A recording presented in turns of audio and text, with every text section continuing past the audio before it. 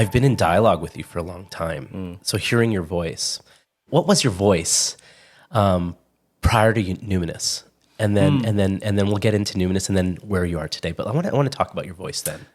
You know, it's funny because I was reflecting on this not that long ago, and this sort of path that I've been on for a long time, and Numinus was sort of like for me, it was a moment of expression that felt very true to me, and it maybe like a deepening into that expression. But when I started my healing journey when I was about 12. Yes. And going through then some of the experiences that I went through, kind of which became the impetus for starting Numinus, I was like, oh, have I changed a lot? What's changed in me since those experiences? That's right. And I ended up finding a journal that I was writing in before I had some of my first big ceremonial experiences. Wow. And what was interesting was that the language was exactly the same. Wow. But it was the language, I would say, so if something's changed in regards to my voice or my language, is that I'm just speaking it. Whereas my journal was like this place where it was that place of like being able to be that, but I wasn't speaking to it, or I wasn't maybe expressing or even cultivating the environment that held the expression that I was really aspiring to step more into. And that's a process, right? Do you think, because we've grown up sort of in the city here where we live right now, was there an environment that welcomed that sort of expression around you? It's I think the environment is always there, right? Like I think it's our own sort of self limitations we impose on ourselves, our own expectations, all of that. The point of it is to cultivate that environment within yourself, right? And feel confident in that environment in yourself. Then you just be it. Wow. And you'll find the environment externally that's conducive to what you're cultivating internally in yourself. Wow. Yeah. What was cultivating in you when you started this work? Yeah, tell me about that. Yeah, so kind of going back, I'd been on this development path from a very, very young age, and a lot of the sort of volition behind that was my suffering with chronic pain. Yes. And as I was doing all of these practices, and really like in a sort of interesting way, like I was really like walking the walk. Yeah. But going back to like voice, I was walking the walk, but I probably wasn't really talking the talk. Wow. Where I'm doing the practices, I'm working with different people, all that kind of stuff. But what I'm speaking to, right, is something else. It's me trying to be a people pleaser. It's me trying to do things that I think will get me love or attention or money or any of those kinds of things, right? Yes. And I think and there's a lot of layers to this, but I think a lot of what was creating this discomfort in myself that was expressing as chronic pain was, hey, Payton, you really know, like a gnosis, that this is who you want to be, but you're trying to do things that maybe aren't in harmony with that, right? And that's not that it's good nor bad, but I think my body was kind of this referential point of like, hey, this is uncomfortable for who you want to be. Wow. And I would continue to take that as like, oh, well, something's wrong with me, or I'm sick, or I'm this, or I'm that. And eventually, leading me to do some of my first ceremony work with plant medicine or plant teachers, and dropping into that experience and having this like really, really undeniable felt experience of, like it's okay for me to be that. Moving forward into that, being a part of that, whatever my mind and thoughts are now, I'm actually able to step into it a lot easier. And it was funny coming through that, and where I see a lot of people get stuck is, they race off and they do the retreat or they have the experience and and they're stepping into an environment that that's really safe to have that experience. And not only is it safe, but it's welcomed. Yes. Right. And so they step into that experience and they have this moment of like, this is me, this is who I want to be, these are the things that are important to me, this is my community, all this kind of stuff. And then they leave the retreat. Yes.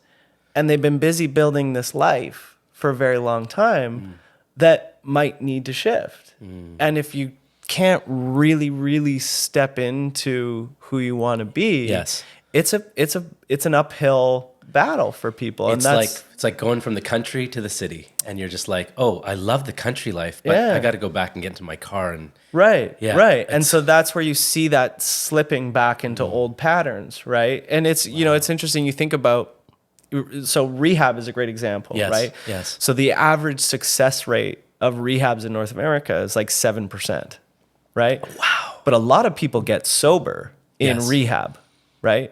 But they can't stay sober, and it's because you go back to the same environment, and and it's just the environmental condition has been so forged in ourselves that we fall back into those old patterns. And so for me with Numinus, so I come out of that experience. I know in my being that I chronic pain is actually not something that it's a condition, sure, but it's not something that I have to suffer with. Wow. But I realized like it's this like newborn baby that I gotta build some boundaries and resource around, strength to keep it. That's right. And so I came out of that and, did things like build Numinus and do all the trainings and different things that I have to really try and like almost shoulder out, this environment that I needed to keep, because the fear was if I fall back into chronic pain pattern, I'll die. Wow. And that was it. And I don't say that in like I don't mean to say that in a woe's me kind of way. It was a very binary, like, I can't live that way. Yes. That doesn't feel like an environment that I can exist in. So either I'm going to forge and cultivate a new environment. Yes. Again, both internally and externally, or I'm going to choose a completely different path. Right. When you, let's talk about first journey, plant medicine. Mm-hmm. Can you walk us through, first of all, a lot of people, when I talk about journey work, and they're like, "Oh, I'd love to do that." I'm not for me. Like, what was the shift for you to say, "Yes, I'm going to step into this. I'm going to do this," and what was that like for you? And then I want to talk about integration after. Really, what led me to that, again, starting my journey as a 12-year-old, and really diving deep into the like mental health, call it like the Western mental health modalities, therapists, but going to things like meditation and yoga and all of that kind of stuff. And that really being the cornerstone of really who I was, right? And that was regardless if that was me working in, different environments and stuff like that. Right. That was still a pillar for me. But towards, I say like towards sort of the tail end of that journey, was still finding myself in the hospital like 3-4 days a week, and was really out of options. Like I really felt like I'd done everything that I could. And I was really grappling with this conversation of like, maybe I'm just really not supposed to be here. Wow. And it's a scary place, for a young person to go through it all. For a young person, and not only anybody, that, but for that matter, a young person who was externally looking like he was living a successful life. Sure. I had a good profession. I had good relationships. Like everybody, like, and that messes how with you're you. seen, right? Right. Yeah. And that messes with you. Like I could have accepted if my life was in complete disarray and I had chronic pain. We'd be like, well, of course, Sure. But everything was like, I had challenges as a young person and stuff like that, but I'd done a lot of work to build a life that I felt like I should be proud of. Yes. But something felt like it was missing. Yes. And so in this kind of continuing, and it was actually continuing to pick up, like the frequency of going to the hospital continued to get worse and worse. And I had researched psychedelics for quite a long time. Sure. And it was literally one day I was in the emergency room at Lionsgate Hospital, and I said to my partner, now my wife Victoria, I said, like, you gotta trust me, but I have to do something very, very different. Yes. And booked my flights while I was still in the hospital, and got on a plane, got out of the hospital, packed my bags, got on a plane, and went down and did ayahuasca.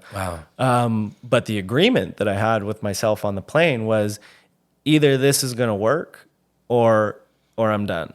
Wow. And again, that was very much just a binary sort of decision. Like You'd gone through a lot physically, I'd gone mentally. through a lot, and again, I'd felt really like I'd done everything. Sure. Yeah. Dire straits. Yeah. So then you get down. What did you know about ayahuasca before leading into this? I mean, I'd known as much as someone finds on YouTube and listening to podcasts and stuff like that. And what year would that have been? that would have been 2017. Wow. Yeah. And so you get down there and you go to ceremony. What was that like for you? And what was around you? Like, tell me about that experience. It was a very big group of people, and I was very much in this internal process of like really being with some of these agreements that I had made, and you watch the videos, you get a sense of like maybe what this is supposed to be, sure. And it's never what you assume it's going to, That's right. Supposed to be, whatever that means, and the first we did 4 nights, and the first couple of nights, really not much happened. Mm-hmm. And that kind of deepened the despair of like, oh shoot, no. like this is actually not going to work. And am I like really, really inherently broken? Yes.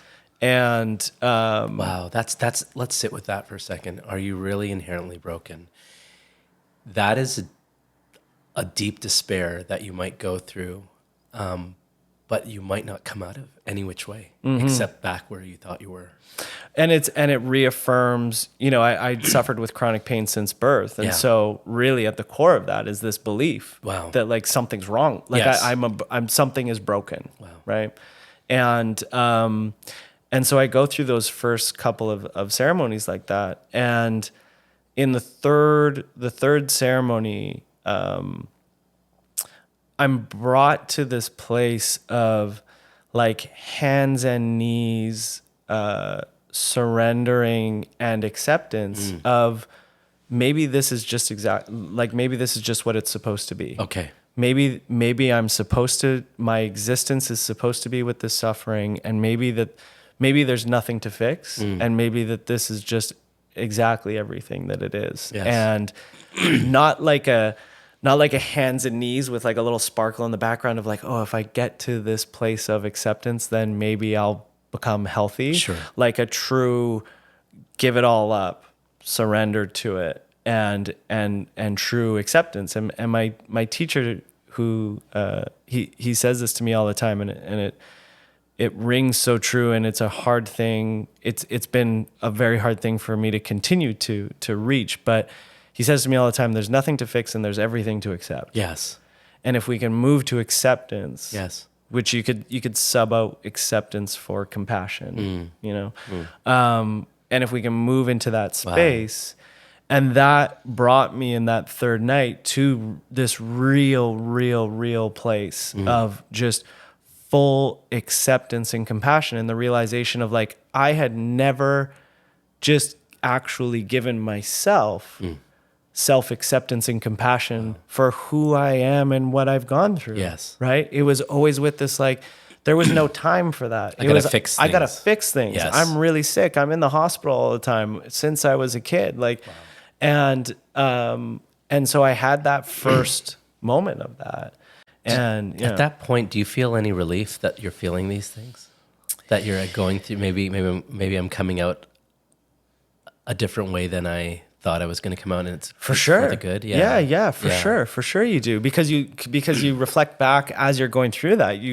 You're working back through your whole experience of like, hey, like, I'm not perfect, but I have done some good things, and I do try my best to show up in a certain way. Yeah. And as you kind of move through that process, right, and again reestablishing that relationship. Yes. you create more freedom and more spaciousness in yourself. So you're in the jungle, you go through these epiphanies through medicine, learning, growth.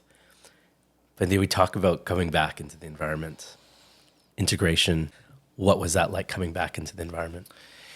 You know, I think what's integration is an interesting conversation. Yes. You know, I think we want to try and turn it into like another thing that we achieve, right?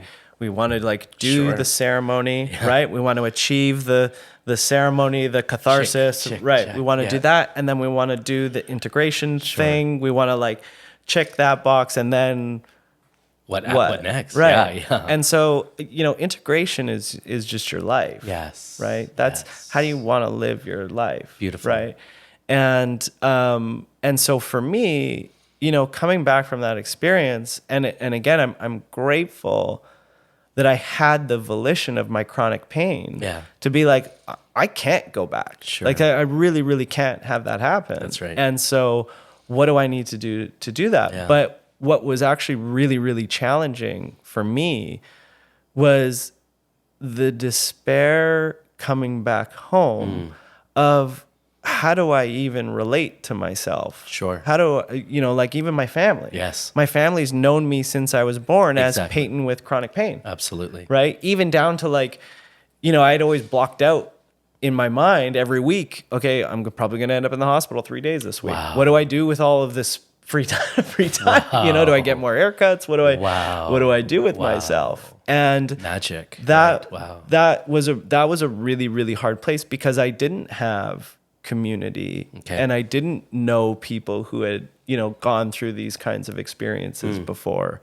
And it was a really, really scary place of all of these people who loved me and held a version of me that I was desperately trying to let go of. Absolutely. Right? and them trying to go through this dance of like, okay, well, like, how do we relate to this person? And, you know, like as an example, my wife, Victoria, like you think about what she had to go through going to the hospital with me 3 days a week. Right. And I come back from like this experience. That's her trauma now. Right. Yeah, right. Yeah. And so I come back, you know, in all my like my newly formed spiritual ego of like, I'm fixed now. Yeah. You know, you can trust this. Wow. Right. And she's never had this kind of experience before. And she's going like, well, you got to prove to me that I can trust this. Absolutely. Because 2 weeks ago, we were in the hospital 3 days that week. Wow.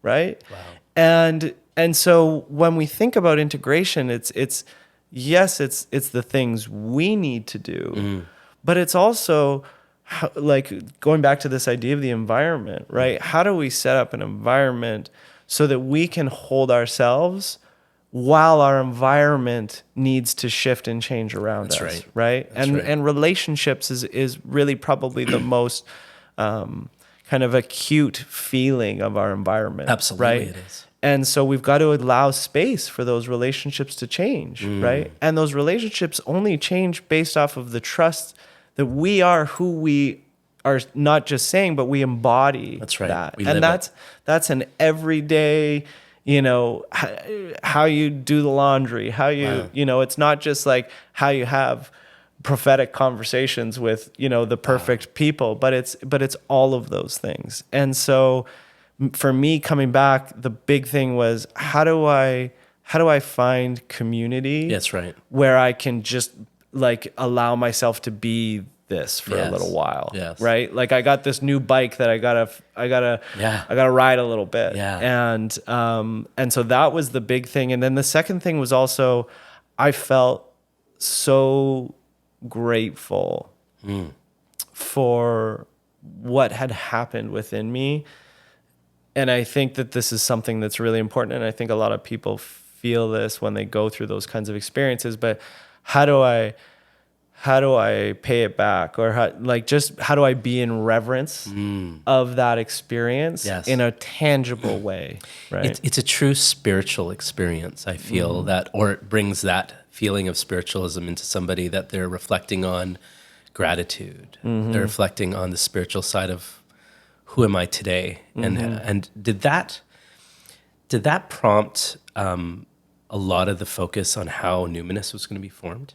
For sure. Yeah. I mean, that was really like when I stepped out to build Numinus, it was just a reflection of like, these are just all of the things that I'm feeling that I need right now. I need something that's in my backyard. I need something that has practices that don't, yes, the psychedelic experience, but it's funny, like people say to me all the time, like, oh, psychedelic therapy or psychedelic this. How I define that is the environment that's able to hold those practices. Wow. Not just the experience itself. Exactly. Right. People have a lot of ideas around what that psychedelic experience could be. Then they go in it and they're like, it's completely, I've interviewed people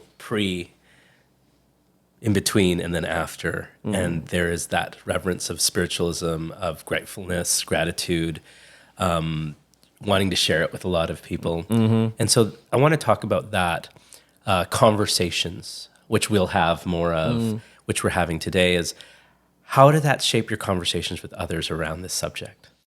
I kind of had to define it because of all of these people who knew me as Payton. That's, people would say like, well, what did you do? Yeah. Yeah. And I kind of be like, okay, this is what I did.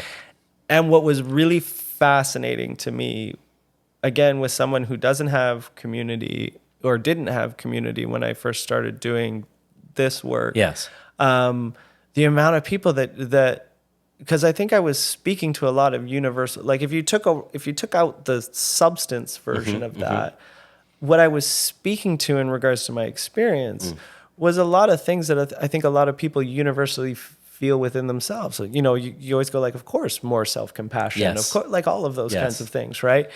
And so there was a lot more acceptance than I was anticipating. The other thing that happened that was, to me, probably like what really drove me to getting Numinus started was, I wasn't standing from the top of the mountain screaming this from the hilltops. That's but when people asked me, I didn't hide anything. Yeah. But what started happening was all of these people started reaching out to me, wanting to tell me their stories. Wow. Relatability. And it was people that I had, as an example, I had one woman who had known me since I was a little kid, and she was probably in her mid 70s when she reached out to me. And she's calling my office. She's like, hey, I have to come talk to you. I have to come talk to you. I'm like, okay. And I sit and talk with her, and she comes into my office, and she walks in the door and she's bawling. And she sits in my office and she says, I did ayahuasca on the side of a river when I was 28 years old. Wow. And it completely shifted and formed the rest of my life. Wow. And she said, and this is the first time I've ever talked to somebody about it. And she said, I didn't even know it was ayahuasca until you told me your story. Wow. She'd never had the chance to tell somebody that story. And she said it's one of the most profound things that I'd ever gone through in my life. And she'd had to hold that, inside for, 40 plus years. Making the conversations available is a big deal. Because I feel in the last few years, even when we first met many years ago, and we'll talk about that as well, is that the language around the comfortability of this subject matter is not only more accepted, but it's becoming an important one in society. And building a early company around that as well is quite a beautiful thing. And I want to talk about the progression of what you've learned since and what has transpired since. Yeah. I think we're at a really interesting time in the West, talking about language. Yes. And I think, I've had opportunities to visit many cultures who have used these different experiences for thousands and thousands of years. And there's a language there. There's a collective language and a collective understanding that's there.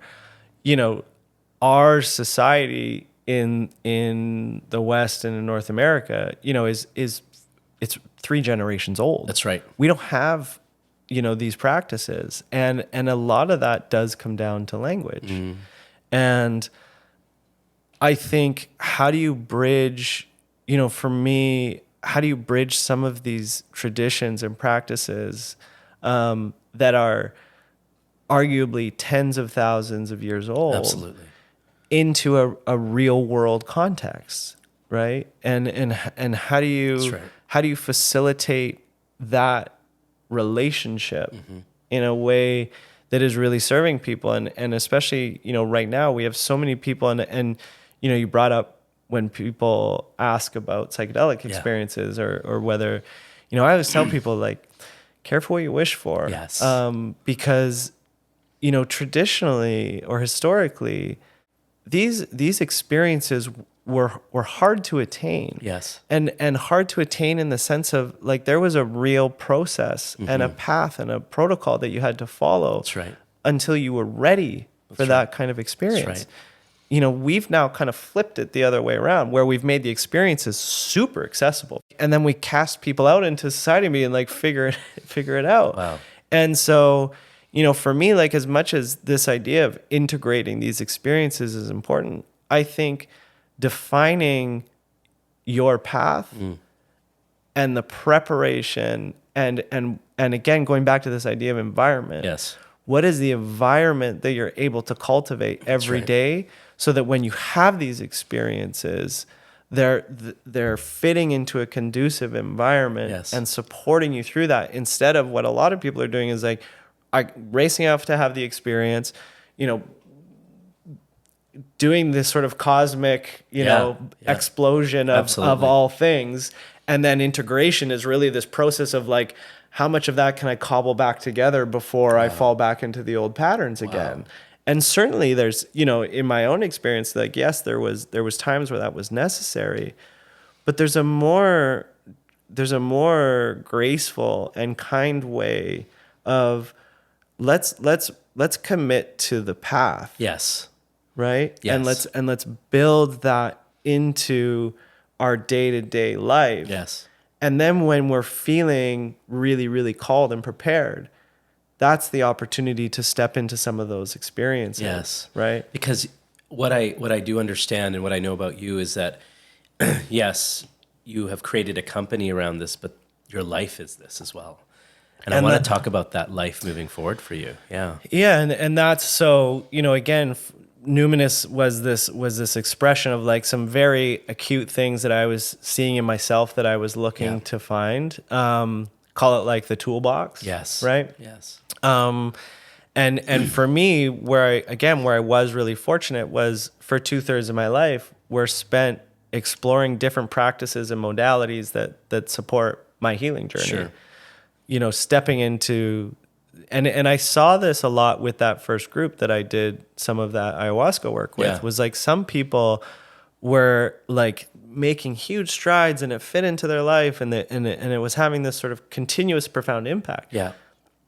But the majority of people were like, man, I'm having a really hard time holding on to this. That's right. And then you see the inevitable conversation not long after of like, when are we booking the next one? And it becomes the dependent on the experience. Wow. They're crediting the experience with how they're feeling. Yes. Right. And that's again, we're used to that. It's, my teacher speaks to this a lot too.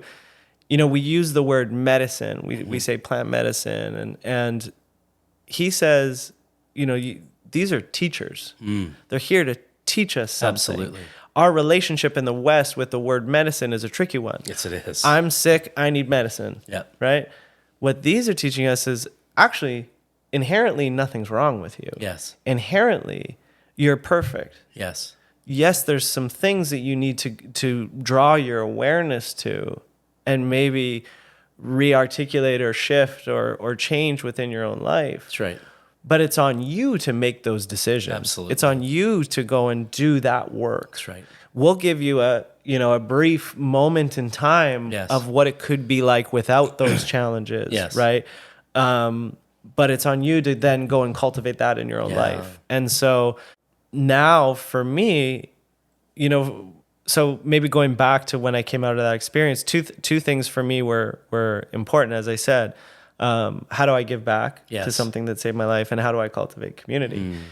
And my way of cultivating community ultimately brought me to, I want to learn as much about this as possible. Yes. And I was fortunate enough to be connected to some really, really incredible people. Absolutely. Very early, Dr. Gabor Mate and others who really, really supported me. Absolutely. And helped guide me. And I was so grateful for that, for me, it was diving very, very deeply into really understanding what these processes are. Wow. And begin to train with pretty much anybody who I could, who would take me. Wow. Doing the training and going through all of that. And again, fortunately, it was a bit of like moth to flame for me because of all of the practices and work I'd done before. Sure. I was able to move fairly deeply, which I say in the context of careful what you wish for. Yes. Because the deep end of the pool is deep and scary. Is deep and can be scary. Yeah. But I did throw myself there because I also felt if I was going to build a company or an organization that was in a community that was in this work, it had to be informed by a real experience of it. And so that's where I kind of drove myself, was go and practice, go and learn, and become a real student of this work. And that's, not only was I able to do that, but I was, because of the community that was forming around me, I was able to do that in a very, very deep way.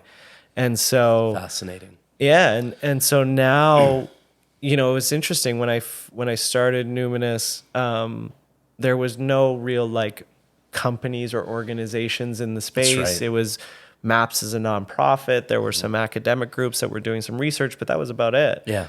Now, it's exploded Absolutely. into this, it's still weird to like call it an industry, but you drive around Vancouver and there's psychedelic dispensaries, and Yes. I can't go anytime I go to like the grocery store or get my haircut, I hear somebody talking about, That's I'm right. microdosing this, or I'm going to do this retreat, or it's just exploded upon our society. And I'm grateful for that, and I'm excited about that.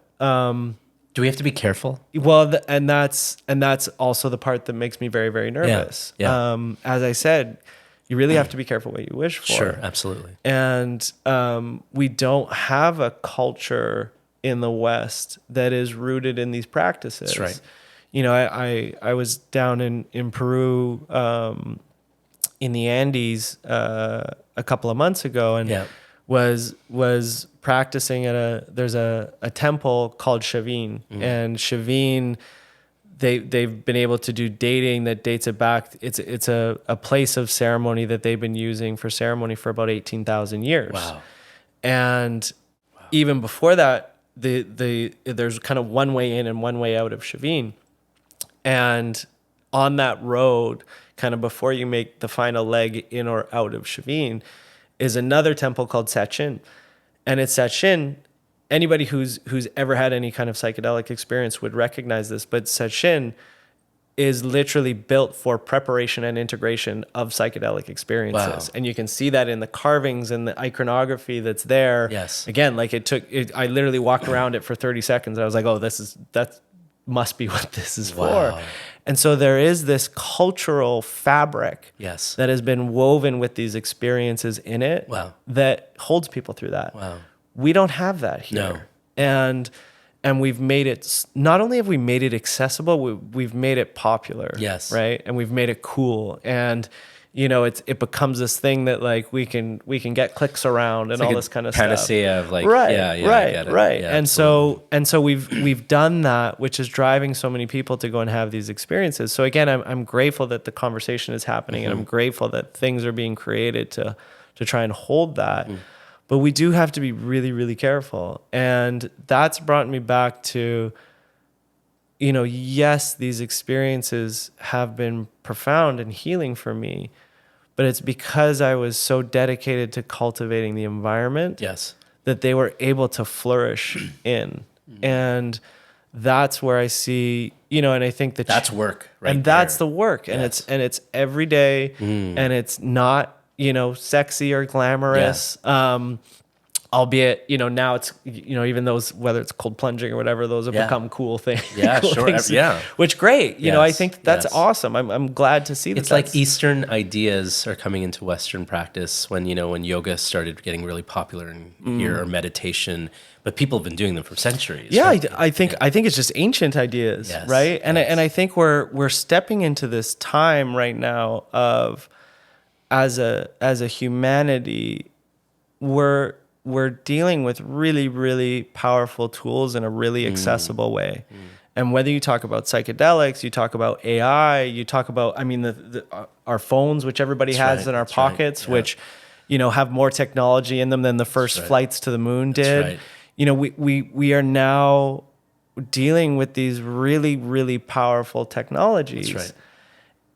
But we've got to make sure that we're able to hold those in a really good way. Yes. And I think for me, like that's what's been really driving me, really since I started Numinus, but I would say, with more and more volition lately is how do we really, really help people be able to hold these different tools in a really good way?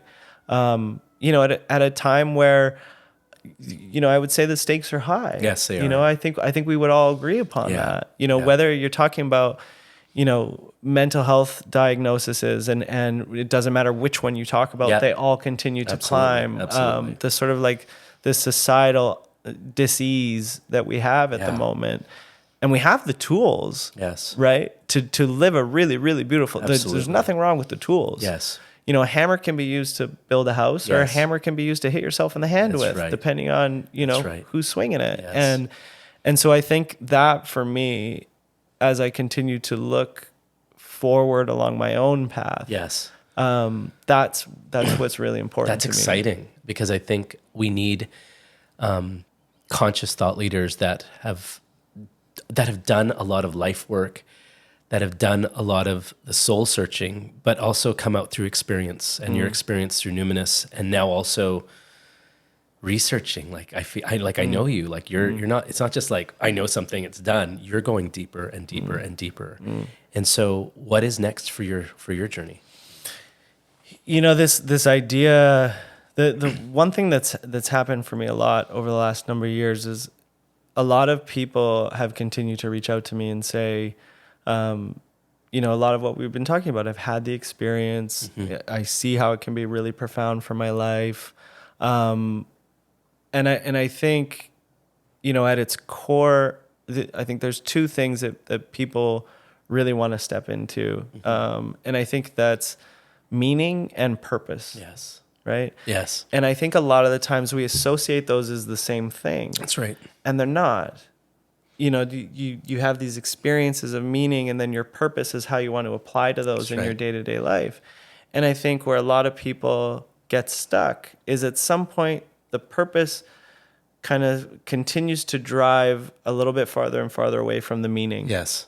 And if you can't keep that connection, you end up falling into this being of service to just the thing that you're pleasing, pleasing, and being of service to the purpose, not the meaning that drove the purpose in the first place.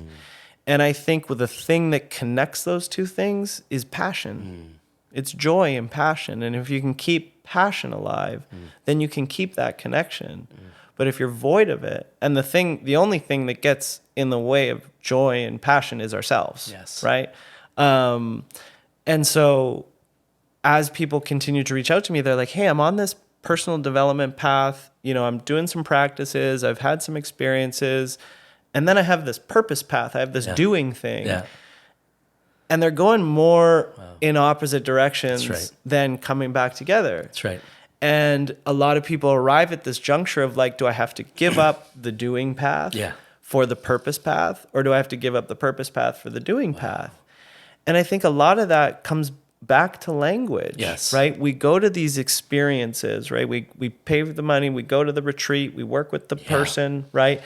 But they don't necessarily speak the language of what we do, for 80% of our time. That's right. Right? They don't know what it's like to, be a lawyer or an accountant right. or all of those kinds of things, That's right? right. And so we end up kind of compartmentalizing these two things. That's right. Right? And that was where a lot of people were reaching out to me saying like, hey, how have you done this? How and part of it was I chose an environment that demanded that I really, do both. Yeah. Being, starting Numinus. But I also don't think, I think a lot of people, they get on this personal development path and it's like, oh, I've got to quit the job. I've got to do the thing. And it's like, maybe you don't. Yeah. Maybe what you're doing is exactly what you need to be doing. It's nice to hear. Yeah. That's nice to hear. Maybe what's more important is like, let's focus on who do you want to be? Who do you want to be regardless? Like, let's give up the idea of, okay, well, if I achieve this title, then I will be that. That's right. Right?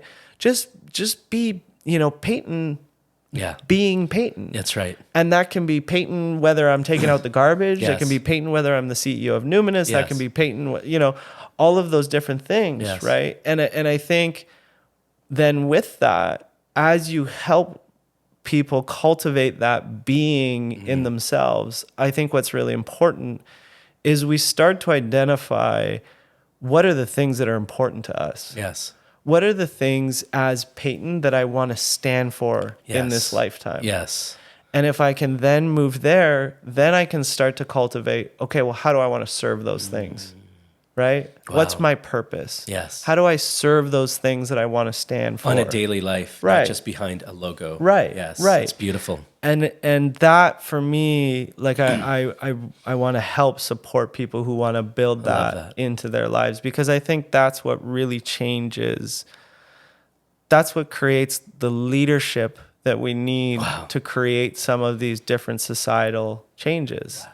I think where we run into challenges in regards to leadership is we want to try and force people into our preconceived idea of what they should be. That right? box. Right. Yeah. Right. And then the ego gets wrapped around, purpose, right? That's right. It gets wrapped around the identity of the thing. Yeah. And then we want to grasp onto that. That's right. Right.